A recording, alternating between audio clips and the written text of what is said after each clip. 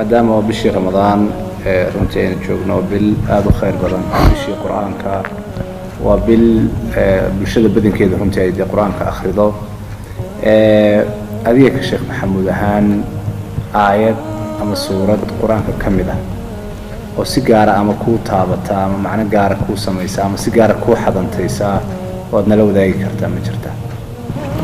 bismillahi rahmaani rahiim horta qur-aanku sidiisoo dhan wuxuu u yahay mucjis mu'athir ah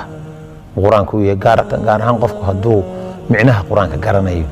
wuu sii saamayn badan yahay runtii aayado badan baa aad igu saamayn badan aayaadka raqam 1 2 3 la oran karo aad aayadan ula cajaba qur-aanka waxaa ka mid ah aayadda ilaahay uu leeyahay wa axsin kama axsana allahu ilayk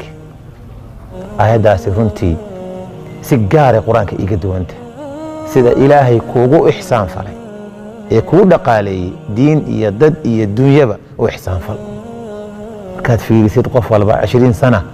10 sano 20 sano ka hor xaalkaagu xagee ahaa maanta maxaa ilaahay ku siiyey runtii waa aayadda aad aayadaha igu cajaa'ibka badan bay ka mid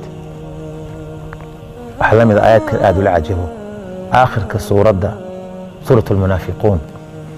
ilaahay markuu leeyahay waanfiquu mima razaqnaakum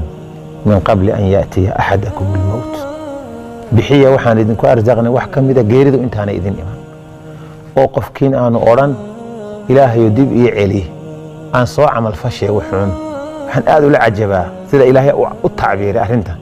qofku lama wuxuu cabiraya hadalkiisa ilaahay tilmaamayo ma odhan aan tukado ma odhan aan xajiyo ma odhan aan jihaado fa asaddaqa aan wax sadaqaysto dib ii celi halkaa waxaa ilaahay tilmaamaya iyadoo dee inta kaleba acmaal saalixa ay furan tahay sadaqada waxa gaar loogu tilmaamay miisada gaarka ay leedahay miisada gaarka fa asaddaqa wa akun min asaalix aan wax sadaqaysto qof wanaagsan dadka wanaagsan ka mid ah aan noqdo runtii sida ilaahay u tilmaamay iyo dadka ama hantida alla siiyey ama wax haysta ee maanta akawntiyada iyo maxaan ku idhahdaa hantida aad u fara badan ugu baraarugsanayn aad baan runta aayaddaa ula cajabaa lafteeda